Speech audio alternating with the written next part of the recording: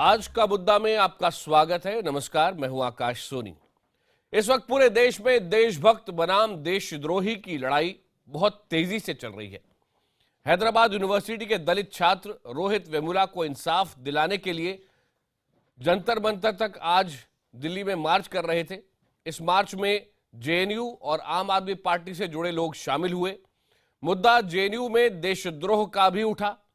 राहुल गांधी और अरविंद केजरीवाल समेत तमाम नेताओं ने जंतर मंतर पहुंचकर छात्रों के साथ एकजुटता दिखाने की कोशिश की। सवाल यह है कि क्या इन्होंने वाकई एकता दिखाई है या ये खालिस सियासत थी?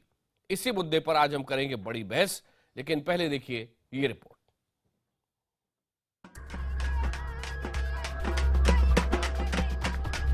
हैदराबाद से लेकर दिल्ली तक की ये 3 तस्वीरें दो अलग अलग मामलों को लेकर छात्र राजनीति में आए उबाल और उस पर सेकी जा रही राजनीतिक रोटियों का सबूत हैं।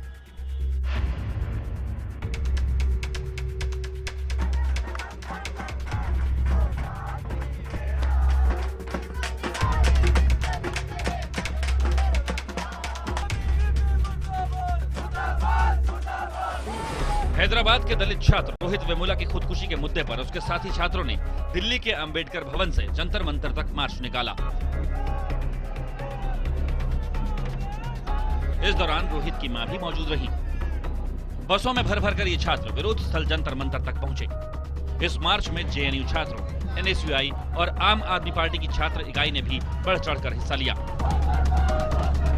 छात्र विरोधी, दलित विरोधी सरकार के खिलाफ लोग लड़ाई लड़ रहे हैं और ये लड़ाई आगे भी चलेगी। ये तस्वीर है रोहित वेमुला के लिए एकता दिखाने और देशद्रोह का आरोप झेल रहे छात्रों को लेकर राजनीति की।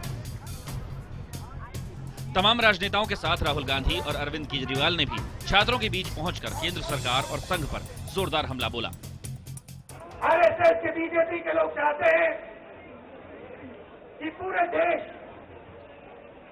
एक ही सोच का देश बने, एक ही भाषा, एक ही सोच, एक ही विचार हो। मैं पहले भी बोला था, मोदी जी स्टूडेंट से पंगे मत लेना। अगर देश के स्टूडेंट खड़े रहे, अगर देश के स्टूडेंट इकट्ठे रहे, तो ये आपकी ऐसी कुर्सी हिलाएंगे कि आपको पता भी नहीं चलेगा। हैदराबाद से लेकर दिल्ली तक यूनिवर्सिटी कैंपस के छात्र सड़कों पर हैं और नेता उन्हें अपनी राजनीति के लिए इस्तेमाल करने की कोशिश में। अगर रोहित और जेएनयू मामले को लेकर एक पक्ष सरकार पर हमला कर रहा है तो दूसरा पक्ष भी पीछे नहीं है। ये तस्वीरें हैं हैदराबाद की, जहां अखिल भारतीय विद्यार्थी परिषद ने रोहित वेमुला और जेएनयू में देशद्रोह के आरोपी छात्रों के खिलाफ जमकर प्रदर्शन किया। Yes, the culprit should be out, whoever it is. Even now I'm stressing about the Rohit Vemula suicide letter, where he has mentioned his own organization. He criticized his own organization. So, strict action has to be taken against the culprit, whoever is responsible for his suicide. Rally छात्रों की, लड़ाई छात्रों की, मगर इसमें नेताओं का क्या काम? आखिर क्यों इन नेताओं को अपना राजनीतिक मकसद पूरा करने के लिए छात्रों के बीच आने का मौका मिलना चाहिए? क्या ये नेता वाकई छात्रों की आवाज सरकार तक पहुंचा पाएंगे? क्या ये नेता वाकई रोहित को इंसाफ और जेएनयू में देशद्रोह के आरोपी छात्रों के मामले को सही अंजाम तक पहुंचा पाएंगे? Bureau report, IBN 7। जेएनयू और रोहित वेमुला की खुदकुशी पर जारी राजनीति पर आज का मुद्दा में चर्चा शुरू करें, उससे पहले कुछ सुलगते सवालों पर एक नजर। क्या राजनीतिक दल छात्रों का इस्तेमाल अपने स्वार्थ के लिए कर रहे हैं? दूसरा सवाल, क्या राहुल गांधी की इस बात में दम है कि विश्वविद्यालयों में भेदभाव खत्म करने के लिए कानून की जरूरत है? तीसरा सवाल, क्या अरविंद केजरीवाल का छात्र रैली के जरिए प्रधानमंत्री नरेंद्र मोदी पर निशाना साधना सही है? चौथा, क्या सरकार छात्रों को प्रदर्शन छोड़कर पढ़ाई की ओर लौटाने के लिए जरूरी कदम उठा रही है और ये क्यों बेहद महत्वपूर्ण है? ये थोड़ी सी बहस जब शुरू होगी तो आपको जरूर समझ में आएगा। चर्चा में इस वक्त हमारे साथ है दिल्ली से बीजेपी के प्रवक्ता GVL Narasimha Rao, students federation of India के नेता प्रतीक, भोपाल से कांग्रेस प्रवक्ता मुकेश नाइक, स्टूडियो में मौजूद है ABVP के नेता ममता त्रिपाठी और IBN डिजिटल के एडिटर जयदीप कर्णिक यहां हमारे साथ स्टूडियो के अंदर है। लेकिन सबसे पहले मैं आपको एक वीडियो दिखाना चाहता हूं, क्योंकि बहुत सारे अलग अलग तरह के वीडियो आए हैं और 3 अलग अलग वीडियो में एक ही आदमी बहुत साफ तौर पे नजर आता है जो नकाबपोश है और जो आजादी के नारे लगा रहा है। सवाल यह है कि जब साफ साफ तौर पे, ये वीडियो आपको भी साफ नहीं दिख रहा है लेकिन आगे देखिएगा तो आपको चेहरा साफ नजर आएगा। हाँ, मास्क में जरूर है लेकिन उसको आइडेंटिफाई करना असंभव हो ऐसा लगता नहीं है। और ऐसे कुल 8 चेहरों की पहचान इस वक्त किए जाने की प्रक्रिया जारी है। ये व्यक्ति देखिए, आपको ये जो नजर आ रहा है, ऐसे 3 वीडियो है जिनमें से एक यूनिवर्सिटी प्रशासन ने जारी किया है और तीनों में ये आदमी नजर आता है और उमर खालिद भी इसके आसपास नजर आ रहा है। क्या ये एक दूसरे को जानते हैं? क्या उमर खालिद को खुलकर सामने आकर ये बताना नहीं चाहिए? ये कुछ महत्वपूर्ण सवाल हैं जिनके जरिए जांच को आगे बढ़ाया जाना जरूरी है। हम इस समय स्पेकुलेट नहीं कर सकते कि वो आदमी कौन है और हम ये करना भी नहीं चाहते, लेकिन क्यों ये सच खुलकर सामने नहीं आ रहा है? कौन है ये नकाबपोश? ये नारे भी लगा रहा है आजादी के।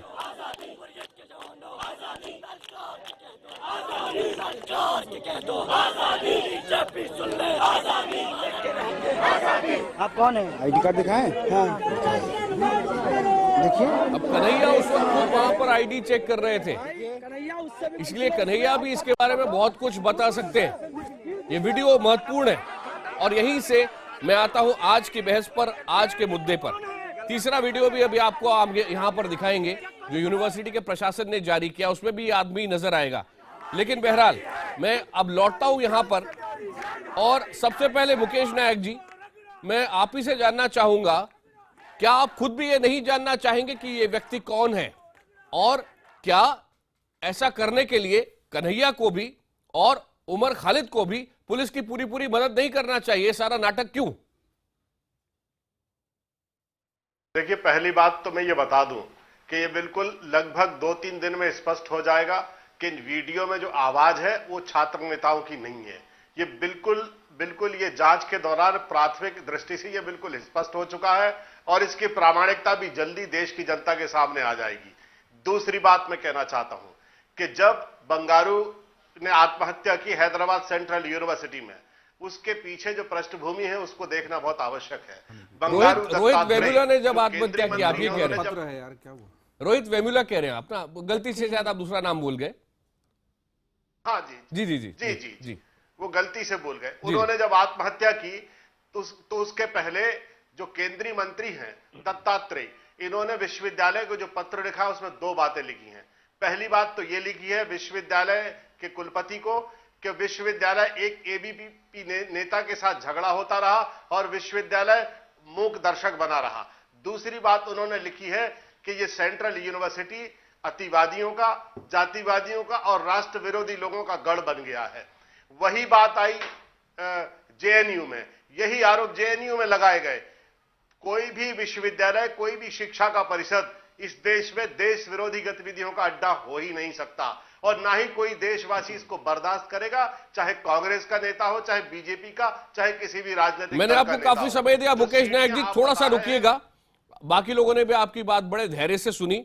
ममता त्रिपाठी एबीवीपी की नेता है और वो आपको जवाब देना चाह रही हैं। ममता, जो इन्होंने आरोप लगाने की बात की और हैदराबाद में रोहित वेमुला का मुद्दा उठाया, तो उन्होंने अखिल भारतीय विद्यार्थी परिषद के कार्यकर्ता को रात में जा करके 40 लोगों ने पिटाई की, उसे अस्पताल में एडमिट होना पड़ा। उसको वहां पर इतना, उसको पेट में, रिपोर्ट में है लिखा हुआ कि पेट में इतनी मार पड़ी कि उसको अपेंडिक्स की सर्जरी करानी पड़ी। इस तरह की स्थिति हुई। वहां क्या था कि वहां भी जो जिस अभिव्यक्ति की स्वतंत्रता को लेकर ये लोग जेएनयू में छटपटा रहे हैं, उसी अभिव्यक्ति की स्वतंत्रता की बात थी, क्योंकि उस विद्यार्थी ने, उस कार्यकर्ता ने अपने फेसबुक पर बस ASA गूंस लिखा था। और गूंस लिखने की भी बहुत सारे कारण थे, क्योंकि इस प्रकार की गतिविधियां उस विश्वविद्यालय में घटित हो रही थी। इतना लिखने के कारण वहां आकर के 40 लोगों की भीड़ ने, 40 ऐसे के कार्यकर्ताओं की भीड़ ने उसकी पिटाई की, तब जाकर के ऐसी स्थिति उत्पन्न हुई। दूसरी बात जो ये कह रहे हैं अड्डा बनाने की बात नहीं है। जेएनयू में जो घटित हुआ, इधर उधर की बात करके उसे आप नहीं भटका सकते।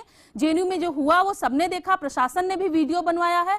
पहली बार ये नहीं हुआ है। इस तरह चैनल पर बैठ करके ये बोलने से कि नहीं ऐसा नहीं हुआ जी, कुछ हुआ ही नहीं, सब कुछ फैब्रिकेटेड है, सत्य जो है वो झुटलाया नहीं जा सकता। और जिस तरह अभी आपने कहा कि कुछ दिन में सत्य आ जाएगा सामने, वो ऑडियो उनका नहीं है, वो घटना वहां पर हुई। जेएनयू के आम छात्रों ने भी वो घटना सुनी, प्रशासन ने उसे रिकॉर्ड करवाया क्योंकि आशंका थी विगत की घटनाओं को देखते हुए कि कुछ ना कुछ होगा। थोड़ा सा आपको रोकूंगा यहाँ पे। जीवीएल नरसिम्हा राव साहब, अभी अभी मुकेश नाइक जी ने जैसे जैसे ही बोलना शुरू किया, उन्होंने बहुत महत्वपूर्ण और बहुत बड़ी बात कही है। उन्होंने यह दावा किया है कि 2-3 दिन में दूध का दूध, पानी का पानी हो जाएगा। देखिए आकाश जी, ये देश के सामने कांग्रेस पार्टी और राहुल गांधी का खुद उनकी जो दोहरापन है, किस प्रकार वो देश विरोधी गतिविधियों के साथ अपने आप को जोड़कर कूद रहे हैं इस पूरे मामले में, ये बिल्कुल स्पष्ट हो जाता है। और जो देश की बर्बादी की बात होता है, ये स्लोगन, इसको लेकर किसी प्रकार की शंका नहीं है। वहां इस प्रकार के नारे लगाए गए जेएनयू में, देश की बर्बादी, देश को टुकड़े टुकड़े करेंगे, अफजल गुरु की जो किलिंग है वो जुडिशियल किलिंग है, इस प्रकार की जो बयान दिए हैं राहुल गांधी, उनको आज अभिव्यक्ति की आजादी के रूप में देखते हैं। राहुल गांधी को कतई ये बात से कोई नाराजगी नहीं है कि कोई कह रहा है वह जेएनयू में चिल्ला चिल्लाकर हम देश को टुकड़े टुकड़े करेंगे। आप इस देश के क्या आप देशभक्त नहीं है क्या? आप अपनी नीची, आप अपनी राजनीति के लिए किसी भी हद तक आप गिर सकते हैं। एक मिनट, क्या आपको मुकेश जी आप बोले। नहीं, ये सब ये इसकी आपने आलोचना क्यों नहीं किया? राहुल गांधी ने इसकी आलोचना जेएनयू में जाकर क्यों नहीं किया? मुकेश जी आप सवाल पूछे, उसके पहले ये जो सवाल अभी पूछा है जीवीएल ने, वो महत्वपूर्ण है कि राहुल गांधी ने एक शब्द भी ऐसे बयानों के खिलाफ अभी तक नहीं बोला है जिसमें कहा गया था कि देश के टुकड़े टुकड़े हो जाने चाहिए। एक मिनट थोड़ा सा रुकिएगा जयदीप, ये वक्त बहुत महत्वपूर्ण बात हो जाती है। देखिए आकाश, सबसे बड़ी बात है कि बहस को इसी दिशा में लाना चाहिए। हमने विषय भी दिया है कि कैंपस में जो युवाओं के नाम पर, छात्रों के नाम पर राजनीति हो रही है। सबसे बड़ी बात है कि एक जेएनयू का मुद्दा चला आ रहा था और उसको लेकर बहुत सारा विमर्श चल रहा था। निश्चित तौर पर हरियाणा के जाट आंदोलन में कुछ समय खबरों पर से ध्यान हटा, लेकिन ये बड़ा मुद्दा था। आज हम देखते हैं कि रोहित वेमुला की मौत, जो कि पहले एक मुद्दा बनी, बहुत चर्चा हुई, उसको लेकर एक मार्च निकल रहा है और सारा ध्यान तो क्या आपको इस बात का अफसोस है कि जेएनयू में जाकर आप छात्रों के साथ खड़े रहे और वहां पर आपने जाकर किसी तरीके से उस घटना को, 2-3 बातों को हम घालमेल नहीं करें, मुद्दों का घालमेल हो रहा है। मैं बहुत संक्षेप में बताना चाहता हूं। देखिए, एक ये है कि आज प्रशासन का भी एक वीडियो आया है, एक जेएनयू के छात्र हैं हर्षित अग्रवाल, उन्होंने ब्लॉग लिखा है और उन्होंने कहा है कि वो खुद 9 फरवरी को मौजूद थे। तीसरी बात, जो जुडिशियल किलिंग कहा जा रहा है, अफजल की जो फांसी हुई है उसको, उसके पर्चे वहां कॉलेज में लगे थे। अब किसने कहा, ये जांच का विषय है। क्या इस वीडियो को फॉरेंसिक जांच के लिए भेजा गया है? मुकेश नाइक जी जिस दावे से कह रहे हैं, वो खुद राज्य में उच्च शिक्षा मंत्री रहे हैं, वो समझते हैं छात्रों को, कॉलेज को, कैंपस को अच्छे से। मुझे ये बताइए कि सबसे पहले छात्रों के कैंपस में चलने वाली गतिविधियों के नाम पर इस तरीके से राजनीतिक दलों को, उसको अपने मुद्दों का आधार बनाना क्या सही है? पहली बात। दूसरा, अगर इस देश के एक इतने बड़े विश्वविद्यालय में देश के खिलाफ नारे लगे हैं, तो क्या सारे नेताओं को मिलकर यह नहीं कहना चाहिए कि पहले तो इन देश विरोधियों के खिलाफ सख्त कार्रवाई हो, हम अपनी राजनीति बाद में करेंगे, अपने मुद्दे बाद में उठाएंगे, इन मुद्दों से हम बाद में निपटेंगे। आपस की लड़ाई बात की है, विचारधाराओं की लड़ाई बात की है, राजनीतिक दलों का संघर्ष बात का है। पहले हम इन देशद्रोही ताकतों के खिलाफ कड़ी कार्रवाई करें, फिर आगे बढ़ेंगे यहां से। बिल्कुल सही। जयदीप हमारे साथ रहेगा, ममता रुकिएगा। स्टूडेंट्स फेडरेशन ऑफ इंडिया के नेता प्रतीक हमारे साथ हैं। प्रतीक, एक बात बताएं, मैं आपसे सीधा सीधा हाँ ना में जवाब चाहता हूं कि नारे तो हम सबने सुने, इस पर यह सवाल हो सकता है कि किसने वो नारे दिए, लेकिन नारे चले, इन नारों का आप खुलकर विरोध करते हैं और राहुल गांधी को करना चाहिए था आज भी और पहले भी। आप इस बात से सहमत हैं?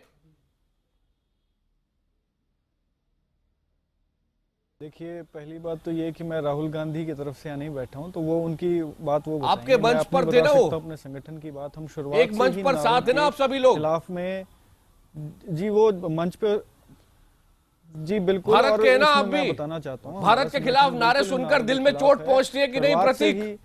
बिल्कुल सर, बिल्कुल आप ये ठीक कह रहे हैं। न सिर्फ हम बल्कि जितने भी भारतीय हैं, हम जितने भी देशवासी हैं, सभी को इस तरह के नारों से तकलीफ होती है। हम चाहते हैं कि जो भी इसमें कल्प्रिट हैं वो पकड़े जाएं, लेकिन सवाल ये है कि गवर्नमेंट किस तरीके से पूरा स्टेट का स्ट्रक्चर ऑपरेस कर रहा है स्टूडेंट्स को, उनकी डेमोक्रेसी है, जो वातावरण होता है, मेरा यहाँ सवाल है, तरीके से बहुत जरूरी सवाल है, anti minority, anti student activities. प्रतीक एक छोटा सा सवाल है, आप इजाजत छोटा दें तो सवाल है लेकिन बहुत महत्वपूर्ण सवाल है। वो इसलिए भी जरूरी है कि सारा सोशल मीडिया, ट्विटर, फेसबुक, अखबार, टेलीविजन चैनल इससे भरे हुए हैं और दिक्कत हो रही है। दिक्कत ये हो रही है कि हम सत्ता के विरोध और राष्ट्र के विरोध में अंतर नहीं कर पा रहे हैं। देखिए, सत्ता का विरोध होना चाहिए, सत्ता गलत कर रही है तो उसका विरोध होना चाहिए।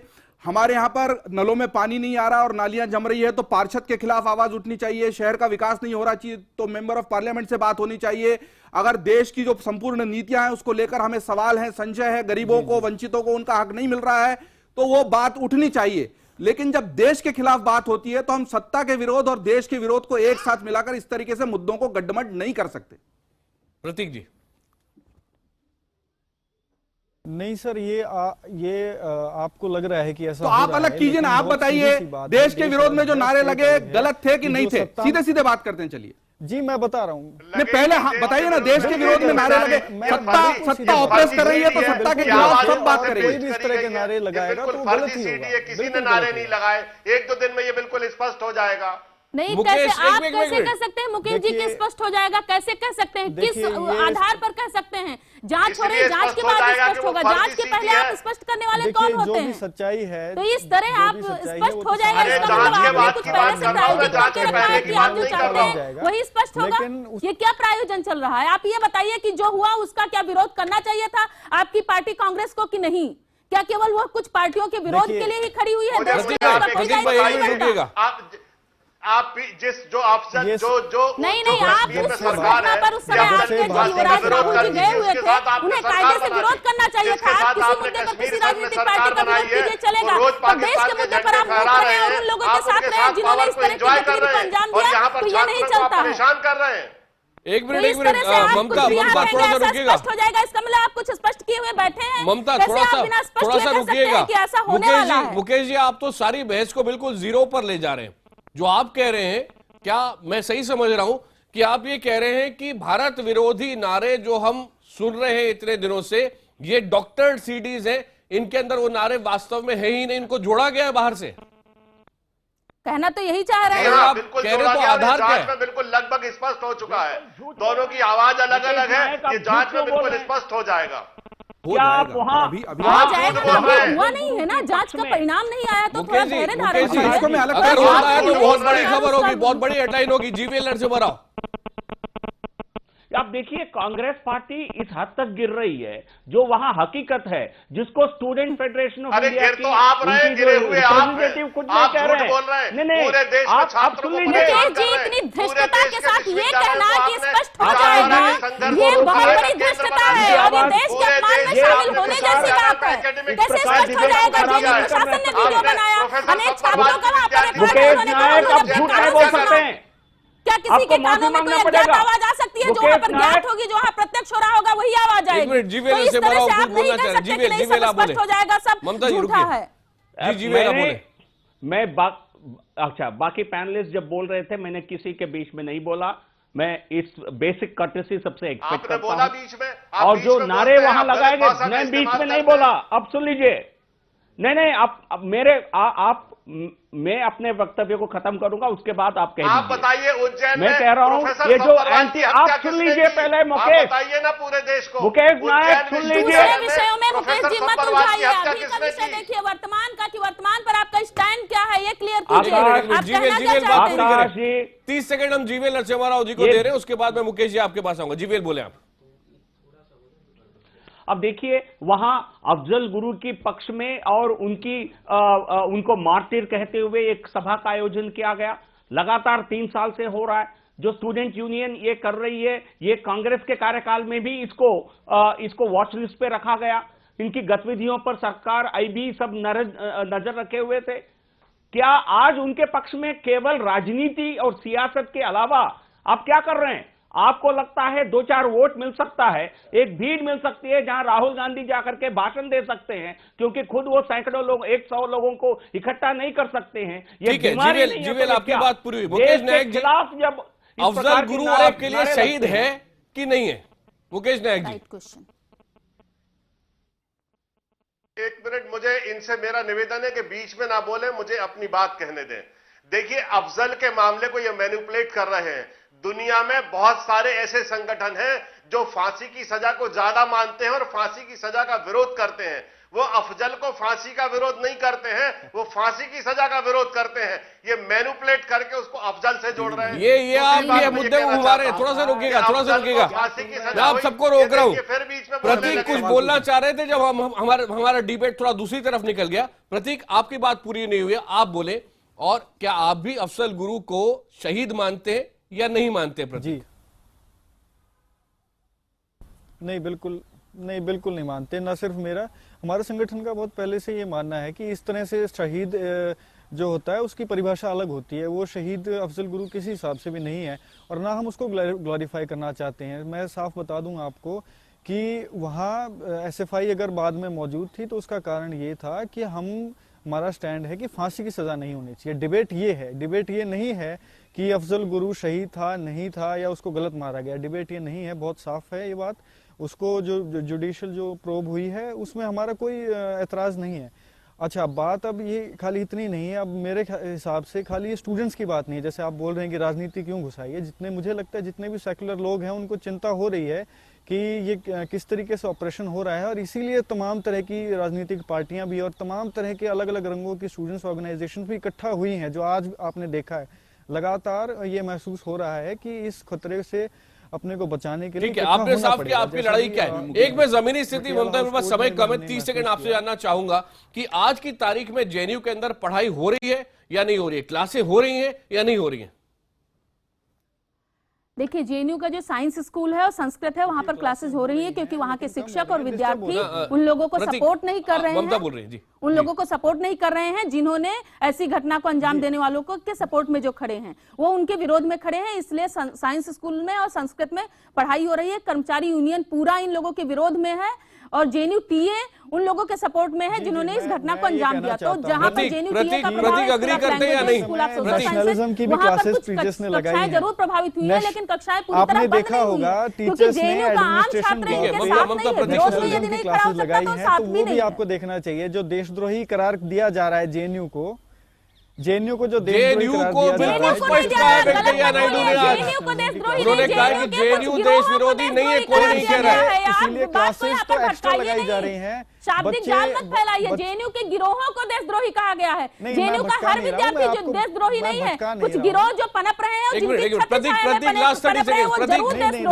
और उनको देशद्रोही करने में मुझे कोई शक नहीं है। उनको कहना ही चाहिए और आपको भी प्रतीक जी कहना चाहिए उनको देशद्रोही, क्योंकि राजनीति करते करते और छात्र एक्टिविज्म करते करते इतना नहीं पागल हो जाना चाहिए कि देशद्रोह और राष्ट्रवाद में आपको अंतर ही ना दिखाई पड़े।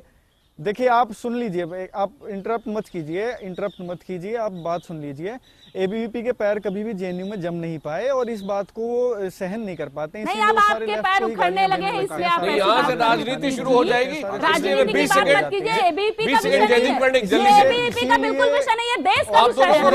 ABVP का विषय है, किसी अन्य छात्र संगठन का विषय। बात ABVP पर मत आइए, बात कीजिए कि देश विरोध में जो हो रहा था वो सही है या गलत है। वो जो गलत है उसको गलत क्यों नहीं आप कहते? ममता सुन ले, जयदीप बोले। एक बहुत महत्वपूर्ण बात है कि मुकेश नायक जी जो बात कह रहे हैं कि ये पूरा वीडियो ही गलत है। ये सारी बहस इस जमीन पे खड़ी हुई है कि JNU में ऐसी घटना हुई, किसने नारे लगाए उस पर बहस हो सकती है, लेकिन घटना हुई क्योंकि उस आयोजन के पहले उसके पर्चे भी लगे थे और सभी ने माना प्रशासन का एक। अगर तो ये वीडियो गलत है तो सारी बहस ही बेमानी और हम सब बहुत फिजूल बहस कर रहे थे अगर ये वीडियो गलत। लेकिन मुकेश जी, अगर मान लीजिए उस वीडियो में उन नारों में जरा भी सच्चाई है तो क्या आप खुलकर इस तरह के नारों का, इन गतिविधियों का विरोध करते हैं? अरे भाई, सूद तक पास जुलाहों में लट्ठा लट्ठी।